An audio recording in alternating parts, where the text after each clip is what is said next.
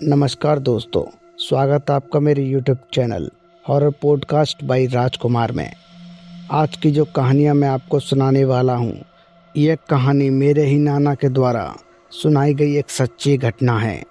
मेरे नाना जी का कहना था कि गांव में 4 लड़के हुआ करते थे, राज, कोमल, सत्यम और निर्मल। ये चारों बच्चे बड़े शरारती किस्म के थे। ये घर वालों का बिल्कुल भी कहना नहीं मानते थे और ना ही गांव में किसी को सुकून से रहने देते थे। पूरा गांव इन चारों की शरारतों से बहुत परेशान था। इन चारों की शरारतों के चलते यह चारों एक रात इतनी खतरनाक मुसीबत में पड़े कि उस दिन के बाद ये अपनी शरारत को भूलकर अच्छे से जीने लगे। और ये चारों जब भी मिलते हैं तो उस घटना को याद करके थर थर कांपने लगते हैं। तो आइए जानते हैं कि वह घटना क्या थी। राज महुअर गांव में रहा करता था। महुअर गांव जो एक बहुत ही देहाती इलाके में पड़ता है।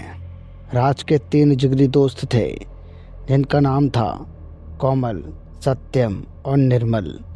ये चारों की कुंडली जब जब मिलती थी तो कुछ ऊट-पटांग हरकत जरूर किया करती थी। गांव में इनकी शरारतों की बातें खूब फेमस थीं। गांव में ये अपनी शरारतों के लिए ही जाने जाते थे और गांव में यह चर्चा थी कि ये चारों जहां मिलेंगे वहां जरूर कोई ना कोई शरारत होगी। ये चारों दोस्तों की कुंडली इतवार के दिन हुआ करती थी, क्योंकि बाकी दिन ये अपने काम धंधे में लगे रहते थे।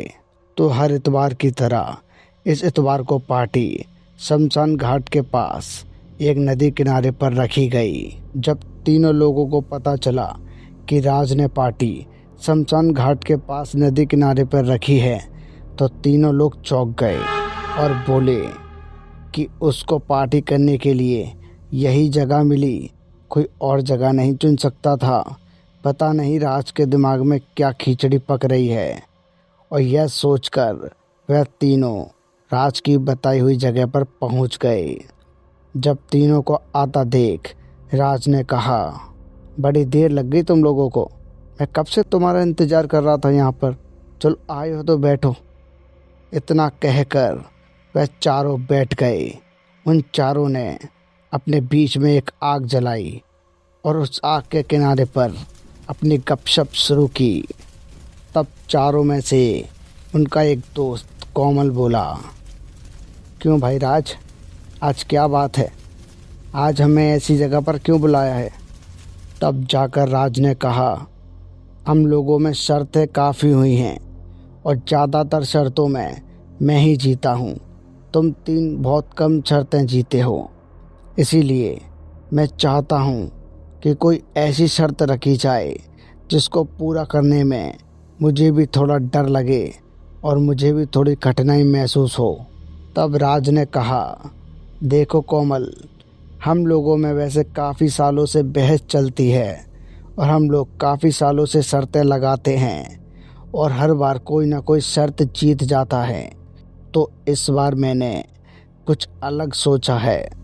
इतना कहकर राज ने बियर की बोतल खोल ली। तब सत्यम ने कहा, क्यों, अलग सोचने से क्या मतलब है, क्या चाहता है तू करना? तब जाकर राज ने जवाब दिया, आज की शर्त बहुत ही कठिन होने वाली है और जिसके अंदर जिगरा होगा वही इस शर्त को पूरा कर पाएगा। और इतना कहकर राज ने कुरकुरे का पैकेट भी फाड़ लिया। तब अंत में निर्मल ने कहा, तुझे क्या सूझी है दिमाग में हमें तो नहीं पता, लेकिन जो भी शर्त तू रखेगा उसको आज मैं ही जीतूंगा। यह सुनकर वह तीनों लोग जोर जोर से हंसने लगे। चल अच्छा है निर्मल, कम से कम तुझे यह भरोसा तो है कि कभी तू शर्त जीतेगा, वरना आज तक तू एक भी शर्त नहीं जीता। और इतना कहकर सब दोबारा से हंसने लगे। निर्मल ने गुस्से में तीनों से कहा, तुम तीनों ने मेरा बहुत मजाक उड़ाया है ना, इस बार शर्त मैं जीत के नहीं दिखाया तो मेरा नाम भी निर्मल नहीं। यह सुनकर राज ने कहा, बिल्कुल, तू कॉन्फिडेंट रखेगा तो किसी न किसी दिन तू ज़रूर जीतेगा। और इतना कहकर राज ने बियर के गिलास चारों के हाथों में थमा दिए और चखना सबके सामने रख दिया। तब सब ने बियर का गिलास लेते हुए और चखना उठाते हुए राज से पूछा, अब बता भी दे, क्या शर्त है तेरी? कब तक सस्पेंस बनाए रखेगा? तब राज ने कहा, पहले अपनी बियर के गिलास ख़त्म कर लो और चखना ख़त्म करो, उसके बाद मैं तुम्हें बताता हूँ। तब चारों ने जल्दी जल्दी में चखना खाया और बियर का गिलास पी लिया। उसके बाद कोमल ने दोबारा पूछा, बता ना राज, क्या प्लान है तेरा? आप बता, अब तो चखना और बियर भी ख़त्म हो गए। तब जाकर राज ने बताया, आज की शर्त बहुत ही डरावनी होने वाली है, तो तुम तीनों में से जिसका भी दिल कमज़ोर है वह अभी यहाँ से जा सकता है। इतना सुनकर वह तीनों लोग बोले, हम तेरे दोस्त हैं और तुझे इतना भी नहीं पता कि खतरों से खेलना हमारे बाएं हाथ का खेल है। तू शर्त बता, उसके बाद हम पर छोड़ दे। उन तीनों ने राज की बात सुनी तो उसमें से निर्मल बोला, तुझ में ज़्यादा जिगर है, मुझ में तुझसे ज़्यादा जिगर है। तू शर्त बता, पूरा करना मेरा काम होगा। तब राज ने थोड़े गंभीर स्वर में कहा, जब मैं तुझे शर्त बताऊंगा तब तू डर के मारे पहले ही मना कर देगा जाने के लिए, लेकिन फिर भी मैं तुझे वह शर्त बताता हूँ। मेरी शर्त ये है कि नदी के उस पार जो शमशान घाट है, उस शमशान घाट से किसी लाश की राख को अपने शरीर पर रगड़कर तुम्हें वहाँ पे अनजान लोगों के नाम पुकारने हैं और आते हुए उनको चुनौती देकर आनी है कि अगर दम है तो मेरा कुछ करके दिखाओ। और आते हुए तुमको नदी का पानी भी लाना होगा, जिससे हमें यकीन हो जाए कि तुम उस पार गए थे। और जो इस शर्त को करने जाएगा उसे इस नदी के पार तैर कर जाना होगा, जिससे हम पहचान जाएं कि नदी के तू उस पार गया था। तो बता, क्या तू शर्त करने को तैयार है? क्या तू तैयार है इस अंधेरे रास्ते में अकेले जाने के लिए? तब निर्मल ने बोला, मैं तुझसे ज़्यादा जिगर वाला हूँ और यह मैं तुझे साबित करके दिखाऊंगा। तू मुझसे कहता है ना कि मैं कोई शर्त नहीं जीता ज़्यादा, तो आज मैं तुझे यह शर्त जीत के ही दिखाऊंगा। और इतना कहकर निर्मल जोश जोश में उस अंधेरे रास्ते में जाने लगा। तब पीछे से राज ने कहा, सोच ले एक और बार, अगर तुझे कुछ हुआ तो उसके जिम्मेदार हम नहीं होंगे। राज दरअसल उसको डराना चाहता था, तो निर्मल नहीं डरा और निर्मल ने बड़े जोश भरे स्वर में राज से कहा, तू मेरी चिंता मत कर, आज यह शर्त मैं ही जीतूंगा, तुम बस यहाँ पे रुको। और इतना कहकर निर्मल अंदर चला गया और वह चारों दोस्त निर्मल का इंतज़ार करने लगे।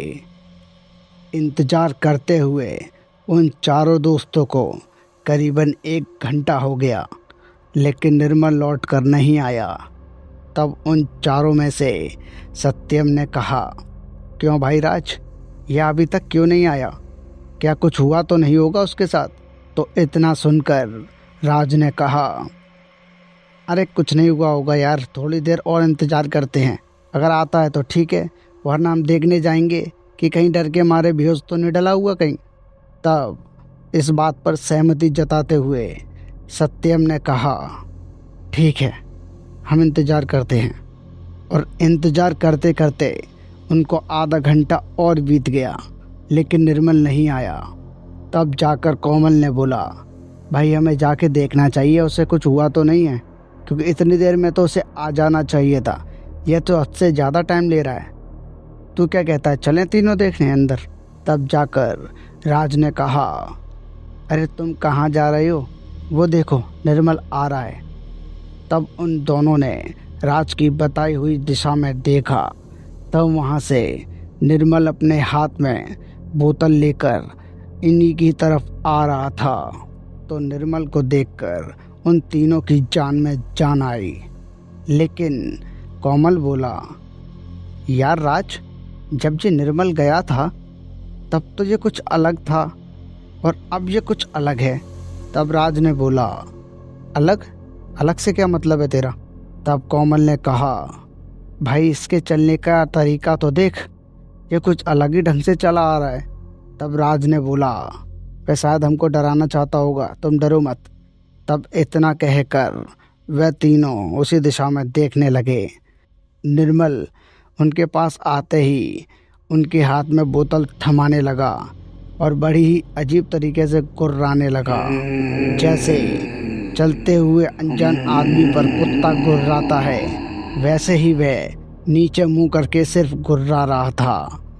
तो वह तीनों यह समझ रहे थे कि शायद निर्मल हमें डराना चाहता है। तब राज ने उसके शरीर पर मली हुई भस्म देखी और उसके हाथ में पानी की बोतल देखी तो राज ने बोला, वाह भाई निर्मल, तू तो शर्त जीत गया भाई, तू सच में ही दमदार आदमी है, आज यकीन हो गया मुझे। और इतना कहकर राज ने निर्मल का मुंह अपने हाथ से ऊपर किया तो निर्मल का मुंह ऊपर होते ही उसकी लाल लाल आंखें राज को दिखाई दी। तो राज डर के मारे थोड़ा सा पीछे खिसक गया और बोला, अबे तुझे क्या हुआ? ये तेरी आंखों को क्या हुआ? तब निर्मल ने गुर्राते हुए उन तीनों से कहा, तुम तीनों यहाँ से चले जाओ, अगर अपनी जान प्यारी है तो चुपचाप से यहाँ से चले जाओ, वरना तुम तीनों को मैं जिंदा नहीं छोड़ूंगा। और इतना कहकर वह बड़े ही जोर से हंसने लगा।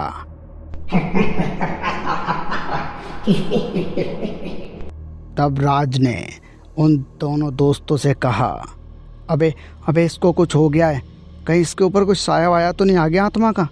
तब घबराते हुए सत्यम ने कहा, हाँ यार, मुझे तो सच में इसके ऊपर कोई आत्मा लगती है। अब इसको ले जाना भी तो ज़रूरी है, अगर इसको नहीं ले गए तो इसके घर वालों को क्या जवाब देंगे? तब राज ने कहा, हाँ बात तो सही है यार, अभी क्या करें? तब कोमल बोला, अभी इसको कैसे भी करके ले जाना पड़ेगा, गांव में पुजारी बाबा हैं, उनको दिखाएंगे, वही कुछ इसका समाधान देंगे, अभी इसको कैसे भी करके ले चलो। तब राज ने उन दोनों से कहा, अगर इसने हम पर जानलेवा हमला किया तो? तब कोमल ने बोला, हम 3 हैं और वो अकेला, तो वह कैसे हम पे भारी पड़ सकता है? तू भी कैसी बातें करता है राज, अभी चल, तीनों चलते हैं उसको पकड़ने। तब राज ने कहा, बात तो सही है, चलो चलते हैं। तो इतना कहकर वह तीनों निर्मल की तरफ बढ़ने लगे। तो निर्मल उनको बोला, मुझे लगता है तुम तीनों को अपनी जान नहीं प्यारी, मैं तुमसे आखिरी बार कह रहा हूँ, यहाँ से चले जाओ, मैं इसको नहीं छोड़ूंगा, यह मेरा शिकार है। तब जाकर राज ने कहा, तू है कौन और ये तेरा शिकार कैसे हुआ? तब निर्मल के अंदर बसी हुई आत्मा ने उन तीनों से कहा, यह मेरे घर पे पैर रख के आया है, इसने मेरा घर तबाह किया है, अब मैं इसे जिंदा नहीं छोड़ूंगा, और अगर इसके और मेरे बीच में कोई आया तो मैं उसको भी जान से मार दूंगा।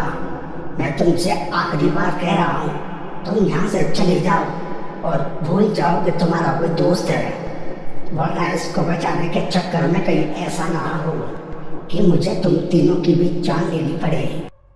और इतना कहकर निर्मल बड़ी जोर से चीखा। तब राज ने सत्यम और कोमल से कहा, तुम एक काम करो, इसके पैर पकड़ो, मैं हाथ पकड़ता हूँ और इसको कैसे भी करके हम ले जाते हैं। तब उन दोनों ने राज की बात मानकर निर्मल के पैर पकड़ लिए और राज जैसे ही निर्मल के हाथ पकड़ने को आया तो निर्मल ने राज का गला पकड़ लिया, और जैसे ही उसने राज का गला पकड़ा तो राज की दम घुटने लगी।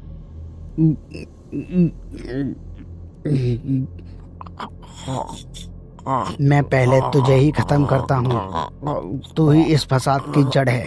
और इतना कहकर निर्मल ने अपना हाथ से राज की छाती चीरना चाही, तो जैसे ही निर्मल ने राज की छाती पे हाथ मारा तो वह अचानक से अपने हाथ को झटक कर पीछे हो गया और बोला, ये क्या है तेरे गले में? इसको उतार। तब राज ने अपने आप को संभालते हुए अपने गले की तरफ देखा। तब उसको अपने गले में हनुमान जी की एक माला नजर आई। तब उसे याद आया कि ये माला उसकी चाची ने उसको पहनाई थी जब वह मेहंदीपुर होकर आई थी। तब मेहंदीपुर से लाई हुई एक माला उन्होंने राज को भी पहनाई थी। तो आज यह माला उसका सुरक्षा कवच बनी हुई थी। तब राज ने मन ही मन में चाची को और हनुमान जी को याद किया और उनका धन्यवाद किया। तब राज को हनुमान जी के नाम से एक आइडिया आया और उसने उन दोनों से कहा, अबे तुम लोग एक काम करो, हनुमान चालीसा पढ़ो, शायद इसकी शक्ति थोड़ी कम हो। और इतना कहकर तीनों एक ही आवाज़ में हनुमान चालीसा गाने लगे। और हनुमान चालीसा का पाठ सुनकर निर्मल के अंदर बसी हुई आत्मा झटपटाने लगी और बड़ी ही जोरों से चीखने लगी। और वह उन तीनों से बोली, बंद करो ये जाप, बंद करो वरना तुम तीनों को जान से मार दूंगा। लेकिन वह तीनों ना रुके और हनुमान चालीसा का पाठ करते हुए राज ने निर्मल के हाथ पकड़े और उन दोनों ने निर्मल के पैर पकड़े और उसको जबरदस्ती अपने घर की तरफ ले जाने लगे। तब वह आत्मा रास्ते भर बहुत ही जोर से चिल्ला रही थी और झटपटाते हुए कह रही थी, छोड़ दो मुझे, छोड़ दो, छोड़ दो, छोड़ो मुझे, छोड़ो। लेकिन वह तीनों उसको नहीं छोड़े और रास्ते पे ले जाने लगे। तो वह निर्मल को रोड किनारे ले जा रहे थे। तो राज और निर्मल के घर के बीच में एक मंदिर पड़ता है जिसमें पुजारी बाबा रहते हैं। उन पुजारी बाबा की कई बातें पूरे गांव में फेमस हैं कि वह भूत भगाने में एक्सपर्ट हैं। तब वह तीनों ऐसे तैसे निर्मल को उस मंदिर के पास लाते हैं तो निर्मल एकदम शांत सा हो जाता है। तब उन तीनों ने निर्मल को अंदर ले जाकर हनुमान जी की मूर्ति के सामने बिठा दिया और जाकर मंदिर के पुजारी बाबा को जगाया। बाबा जागिए, बाबा जागिए। कौन है? इतनी रात में कौन परेशान करने आ गया? तब राज ने बाबा से दोबारा कहा, बाबा जागिए, बाबा कृपया करके जागिए, बहुत ही ज़रूरी काम है। तब बाबा थोड़ा आंखें मलते हुए उठे और उन्होंने राज की तरफ देखा और बोला, कौन हो तुम और इतनी रात में क्यों परेशान करने आए हो? क्या हुआ? तब राज ने अपने और अपने दोस्तों के साथ बीती हुई सारी घटना उनको बताई। तब बाबा सब बात समझ गए और तब पुजारी बाबा ने अपने झोले से कुछ अंतर तंत्र का सामान निकाला और वह राज के साथ हनुमान जी की मूर्ति की ओर जाने लगे। यहाँ पर निर्मल को लेकर कोमल और सत्यम बैठे हुए थे। बाबा अपने स्थान पर बैठे और उन्होंने निर्मल की ओर देखकर कुछ मंत्र जाप किए। फिर मंत्र जाप करते हुए उन्होंने कुछ बबूत सी निर्मल के ऊपर छिड़क दी, जिससे निर्मल बहुत ही जोरों से चिल्लाने लगा। ये बबूत छिड़कना बंद कर। तब बाबा ने उस आत्मा से कहा, तू फिर आ गया? मैंने तुझसे कहा था आज के बाद किसी को भी अगर परेशान किया तो मैं तुझे जिंदा नहीं छोड़ूंगा, भस्म कर दूंगा। लेकिन तू अपनी आदत से बाज नहीं आया। आज तूने इस बच्चे को अपनी जकड़ में ले लिया। आज तुझे मैं जिंदा नहीं छोड़ूंगा। और इतना कहकर बाबा ने एक बोतल उठाई और कुछ मंत्र पढ़ने लगे। तब वह आत्मा बोली, मैं जाता हूँ, मुझे कैद मत करो, मुझे भस्म मत करो। मैं हमेशा के लिए चला जाऊंगा, अब कभी नहीं आऊंगा। तब बाबा ने उस आत्मा से कहा, ऐसे ही तूने पिछली बार भी कहा था, लेकिन तू इस बार नहीं माना। अब मैं तेरी बात पे भरोसा नहीं करूँगा। और इतना कहकर बाबा ने कुछ मंत्र पढ़ते हुए एक झाड़ा निर्मल के सिर पर मारा। सिर पर झाड़ा पड़ते ही निर्मल बुरी तरह से कांपने लगा और उसके अंदर से कुछ काला साया सा उड़कर उस बोतल में कैद हो गया। तब बाबा ने उस बोतल को ऊपर से बंद कर दिया और हम लोगों से बोले, देखो मैंने आत्मा को इसमें कैद कर दिया है।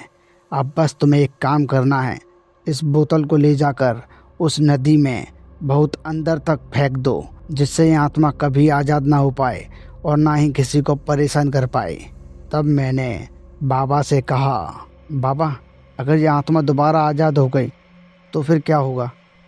तब बाबा ने कहा, अगर ऐसा हुआ तो अब की बार मैं भी इसे रोकने में थोड़ा कठिनाई महसूस करूँगा और हो सकता है यह अब तुम्हारे दोस्त की जान भी ले ले, तो इसलिए संभल कर इस आत्मा की बोतल को नदी के अंदर फेंकना। और बाबा ने उस बोतल के चारों तरफ हनुमान जी के ताबीज बांध दिए और बोले, अब ले जाओ इस बोतल को और नदी के अंदर फेंक के आओ, और तुम्हारा दोस्त तब तक हनुमान जी के चरणों में पड़ा रहेगा। तो उस आत्मा के द्वारा जो भी इसको हानि हुई है वह खुद में खुद ठीक हो जाएगी। तुम हनुमान जी पर भरोसा रखो और जाओ। इतना सुनकर हम तीनों जल्दी से उस नदी की तरफ जाने लगे। हम भागते हुए नदी पे पहुंच गए और हमने बोतल पर एक बड़ा सा पत्थर बांधा और हमने वह बोतल नदी में फेंक दी और लौटकर मंदिर में आ गए। तब हमने देखा बाबा ने कुछ तिलक विलक लगाकर निर्मल को जगा दिया था।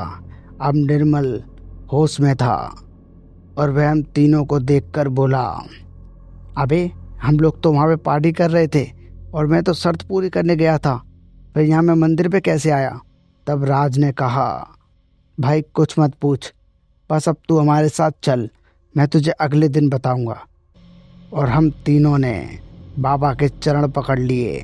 तब बाबा ने उन तीनों को उठाते हुए कहा, तुम तीनों की शैतानियों की खबर मैंने सुन रखी है गांव वालों से, और अब मैं तुम्हें सब इतना कहना चाहूँगा कि अगर तुम्हें अपनी जान जरा सी भी प्यारी है तो इन शैतानियों को छोड़कर अच्छे से जीना शुरू कर दो, वरना हर बार मैं तुम्हें बचाने नहीं आ पाऊँगा। और इतना कहकर बाबा सोने के लिए जाने लगे।